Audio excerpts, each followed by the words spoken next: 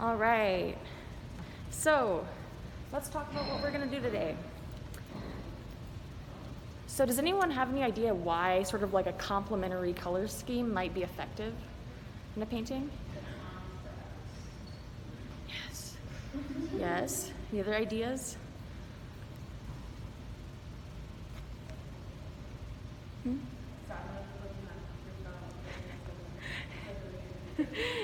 Yeah, so when you use two complementary tones together in a color scheme, it's going to create contrast and hue.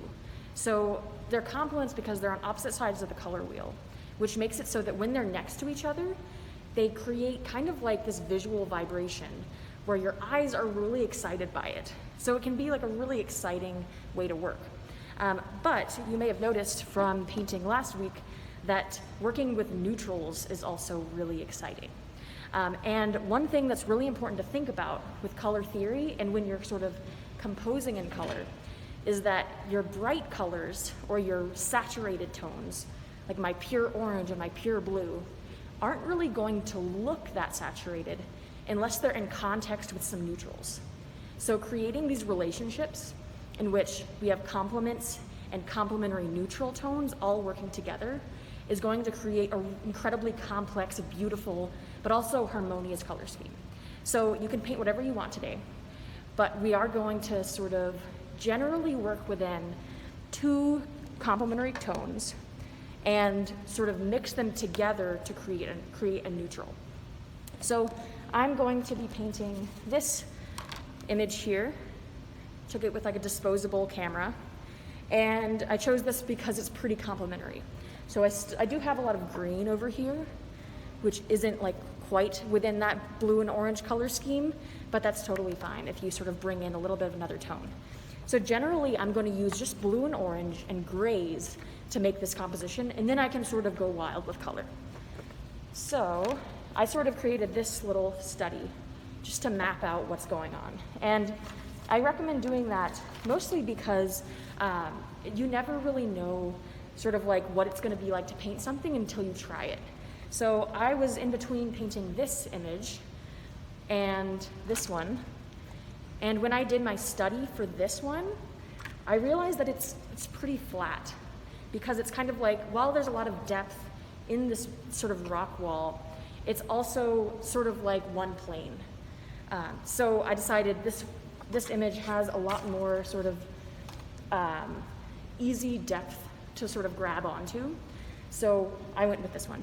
I also sort of might combine them and sort of think about this rock wall as a part of this one. So you can really sort of like pull multiple images together if you want. But if this is your first time doing this, I recommend just sticking with one image. It'll make it a lot more straightforward. So I'm gonna really sort of think about making a complementary color scheme with orange and blue.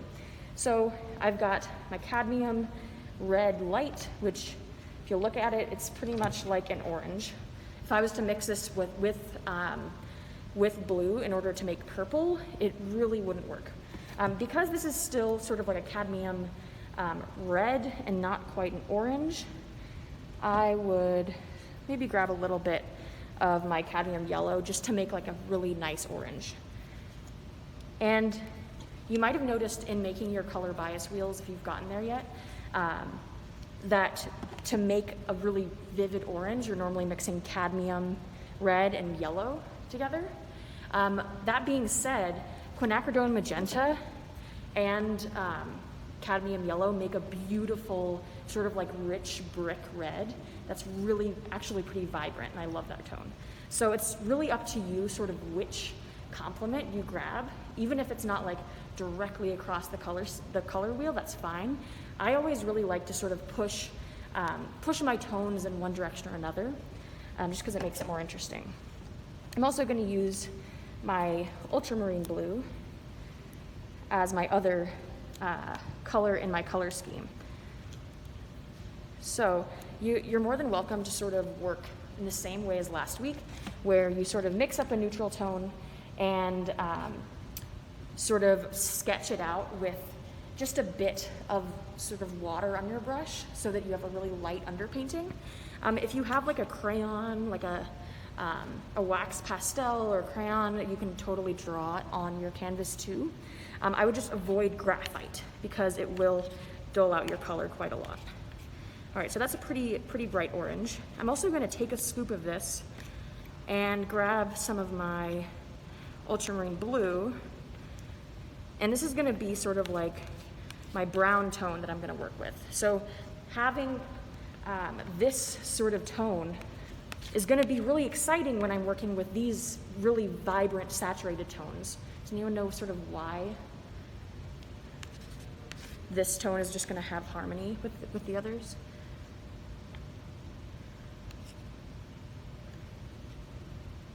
So this color right here has each of these colors in common. So whenever you're sort of developing a color scheme, I really recommend thinking about sort of how each tone relates to another, even if it's mixing in a dot of another color into that tone that you're working with. And that's another reason why glazing works so well, because you're allowing all of those colors to be harmonious underneath that one transparent color. So I really recommend sort of starting out with some neutrals, and then I want you to really just sort of go through with a bunch of water. I don't have water. Hang on just one second. Painting with complements? Yeah. How did it go? I was thinking it's fun. Yeah. I like doing it, especially like I usually do pen art, so like the complementary colors when it creates like a 3D sort of a little bit. Ooh, okay. So you can use like complements with line work to make some really interesting things happen? Yeah, totally. So I recommend having your image close by. If you're painting from life, that's great too. But just like last week, I'm just really going to start out with contour lines. So really just sort of mapping out where things are going to be. And then all of this will be painted over later. So, you know, everything in this image that I'm painting is pretty organic, which means that there's a little bit more room for mistakes, but at the same time, it can be harder for our brains to really sort of do the math when we're composing. So I might sort of map this out, but then also go through and just sort of fix some of these things. Because it'll be more exciting if I have all of it mapped out beforehand. And then I'm really just gonna sort of do what I did last week and worked from back to front. So maybe I wanna switch to a big brush and start with some blue. And maybe you wanna bring in both kinds of blue that you have. And that would sort of add more complexity. So again, start out with a wash. Try to put some color everywhere on the panel, and then sort of go through with some thicker paint. So it's up to you sort of how fast you get in to thicker paint. As long as you have like a contour line drawing, that should be just fine. But does that make sense? Cool. And so I'm really gonna sort of use these neutral tones to really like counterbalance my really saturated orange and blue. So I might make... So just like before, I'm thinking from general to specific, and I'm working from back to front. This is just one way of doing it. So I've blocked in the parts that are furthest back, including the sky and some of the warm light tones that'll exist in the background. Still thinking very generally, I've gone through with a dark, cool neutral in order to add this sort of general shadow that's casting on the land from this vertical geologic form. I've also gone through with a lot more warm colors, which sort of oscillate between really saturated oranges and browns to sort of cooler grays and light beiges in order to build up the space that I'm seeing in my photograph. Notice how my brushstrokes are different when I'm painting this sort of more vertical geologic form than the space or the surface that these forms are on. So I'm thinking more vertical in order to sort of emphasize the general direction of this form.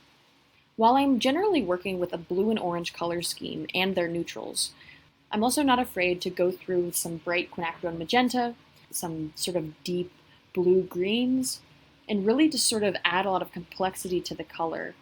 But I'm also adding variations of those complements themselves. As I get closer to the viewer in space and start to hone in on more details, I begin to use a smaller paintbrush. All right, now it's time to do some glazing.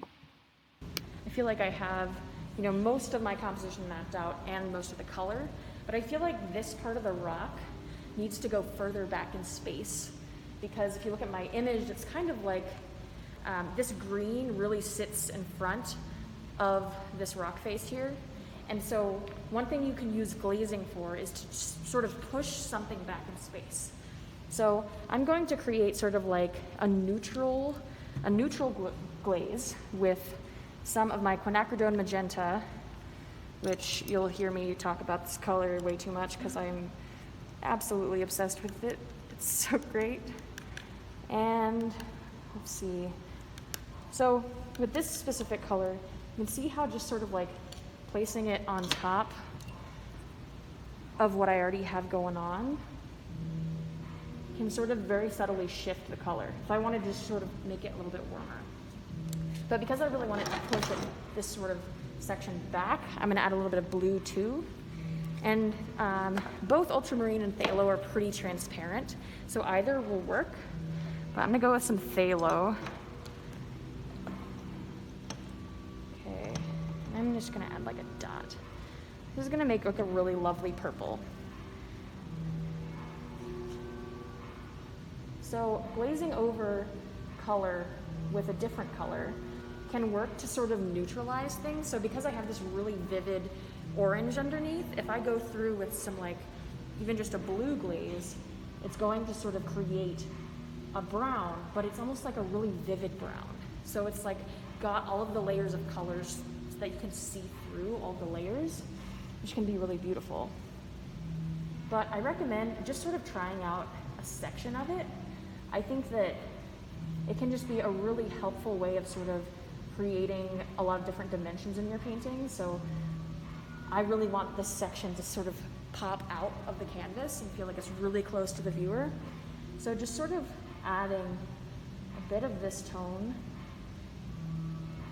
You see how it's already sort of like going back further in space?